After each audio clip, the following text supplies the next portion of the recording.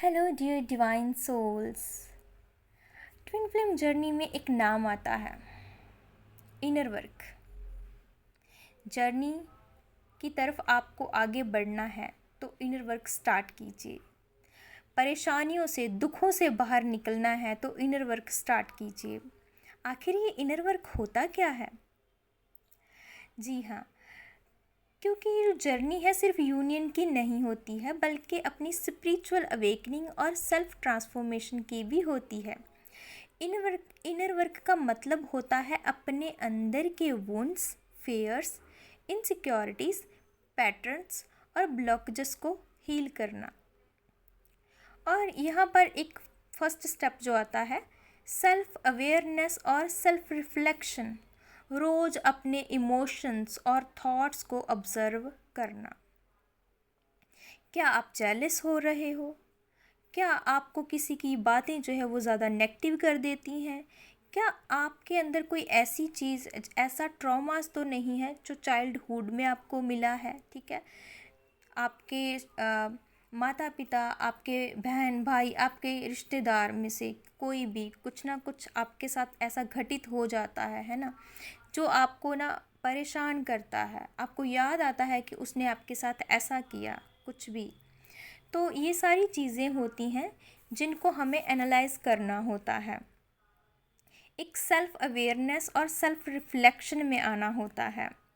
तो यहाँ से हमारे इनर वर्क की जो इनर वर्क है वो स्टार्ट हो जाता है।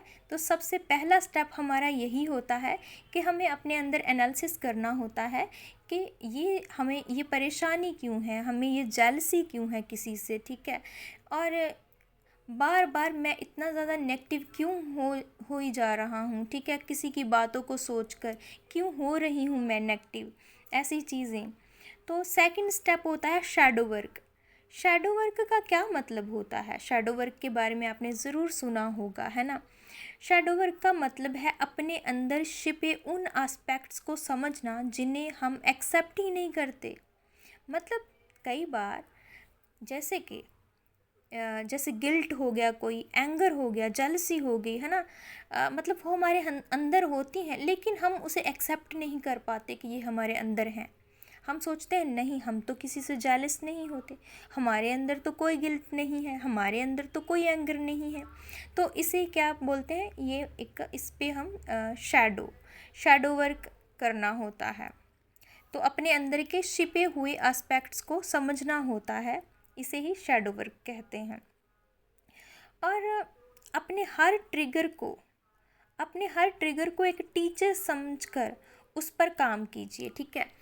डिवाइन आपको बोलते हैं कि अपने आप, कोई भी चीज़ है, कोई एनर्जी है आपके ऊपर हावी हो जाती है, आपको ट्रिगर कर देती है, तो आपको ये समझना है कि आप एक टीचर हैं और अपने अपने अंदर आप झांक रहे हैं, और जो भी आपके लिए चीज़ें सही नहीं है ना, उन्हें आप फेंक रहे हैं निकाल कर। जैसे हम एक रूम की सफाई करते हैं, वैसे ही आपकी बॉडी है, आपका आपका जो है इनर साइड है, जहाँ पर बहुत सारी जो ऐसी चीज़ें, बेफालतू चीज़ें हैं वो पड़ी हुई हैं जो आपको हर्ट करती हैं। उन चीज़ों को क्या करना है, आपने बाहर फेंकना होता है, और वो इनर वर्क में होता है। इनर वर्क में आप लेयर बाय लेयर उतारते हो, ठीक है। वो चीज़ जो आपको सर्व नहीं करती है, आपको परेशान करती है, आपको दुखी करती है, और इसका कोई फ़ायदा भी नहीं है, ये बेफालतू चीज़ है। इसलिए आपने हर ट्रिगर को एक टीचर समझकर उस पर काम कीजिए। और आप एफर्मेशंस भी इसमें यूज़ कर सकते हो, जैसे कि मैं अपनी हर शैडो को प्यार और समझ से एक्सेप्ट करती हूँ। मतलब आपको ना इसमें कुछ एफर्मेशंस जो है वो डालनी है, ताकि आप अपने इनर वर्क में और ज़्यादा अच्छा कर पाओ और आगे बढ़ पाओ, अपनी इमोशनल हीलिंग कर पाओ, ठीक है। अपने इमोशंस को दबाना नहीं है, उन्हें फील करके रिलीज़ करना सीखिए, ठीक है। कई बार हम अपने इमोशंस को ना दबा देते हैं, जैसे कि कोशिश करते हैं कि ये बाहर ना आए, ठीक है। तो भले ही हम उसे तब दबा देते हैं, लेकिन आगे जाकर वो फिर से हमारे सामने आते हैं, ठीक है। फिर हमें ट्रिगर करने लगते हैं। तो डिवाइन यही कहते हैं कि अपने इमोशंस को दबाना नहीं है, उन्हें फील करके रिलीज़ करना सीखिए, ठीक है। ट्विन फ्लेम सेपरेशन फेज़ में ज़्यादा पेन आता है, उससे हील करना ज़रूरी होता है।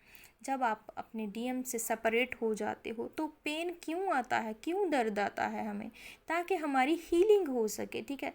डिवाइन तब हमें बताते हैं, हमें इनर वर्क की स्टेज पे में डालते हैं, ताकि हम अपने अंदर की वो सारी बैड एनर्जी को जो है दूर कर सकें, खुद से जो कूड़ा करकट है जिसका कोई फ़ायदा नहीं है उसे हम निकाल सकें, ठीक है। तो आपको ना ये कुछ प्रैक्टिसेस हैं, इसमें आप इंक्लूड कर सकते हो, जैसे crying, energy release, intuitive dance या आर्ट थेरेपी। जो भी आपको अच्छा लगता है ना, आप अपने इनर वर्क के दौरान वो कीजिए। जब आप ज़्यादा परेशान हो जाते हो, दुखी हो जाते हो, है ना, तो जो चीज़ आपको अच्छी लगती है आपको ना वो करनी चाहिए। अपने स्किल्स के ऊपर ध्यान दें, अपनी स्किल्स को एनहेंस करें, ठीक है। कुछ क्रिएटिव करें। अगर आपको डांस अच्छा लगता है तो डांस करें, अगर आपको म्यूजिक अच्छा लगता है तो म्यूज़िक सुने। इससे आप अपने आप को और ज़्यादा हील कर पाओगे।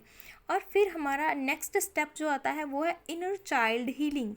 सुना होगा कि ट्विन फ्लेम जर्नी में इनर चाइल्ड को हील करना होता है। आखिर ये इनर चाइल्ड हीलिंग होती क्या है? आपका इनर चाइल्ड जो है ना, आपके फियर्स और इनसिक्योरिटीज़ का सोर्सेस हो सकता है, ठीक है। आपको बचपन में कुछ ऐसा आपके साथ हुआ हो, कुछ ऐसी घटनाएं, ठीक है, जो आपको डरा देती हैं। आप जब आपको याद आती हैं तो आप असुरक्षित महसूस करने लगते हो, कुछ ऐसी चीज़ें, है ना। तो सबसे पहले आपको ना उनसे कनेक्ट करना है। उन चीज़ों को प्यार दीजिए, ठीक है। प्यार दीजिए, उन्हें याद कीजिए, अब महसूस कीजिए कि वो आप उन्हें प्यार कर रहे हो, उन्हें आप एक्सेप्ट करते हो, ठीक है। आप अपनी बचपन की फ़ोटो से बात कर सकते हैं जब आप इनर वर्क में होते हैं, ठीक है। इनर चाइल्ड को हग कर सकते हैं मेडिटेशन में, कि आप जो भी एनर्जी में थे, अब आप उसे क्या प्यार और रोशनी से जो है अपना रहे हैं, ठीक है। आप उसे हील कर रहे हैं, ऐसा आप महसूस कर सकते हैं। आप मेडिटेशन करें, डिवाइन को ग्रैटिट्यूड पे करें, ठीक है। वॉक करें, नेचर के साथ कनेक्ट करें। ये सब आपको बैलेंस में लाते हैं, ठीक है। अपने इनर वर्क के दौरान आप ये सब प्रैक्टिसेस जो हैं वो कर सकते हैं। अपने हायर सेल्फ से कनेक्ट होने में आपको ये मदद करती हैं। नेक्स्ट स्टेप जो आता है हमारा डिटैचमेंट और ट्रस्ट, ठीक है। ट्विन फ्लेम जर्नी में सबसे बड़ा इनर वर्क होता है अटैचमेंट छोड़कर ट्रस्ट करना कि डिवाइन सब सही समय पर करेंगे, ठीक है।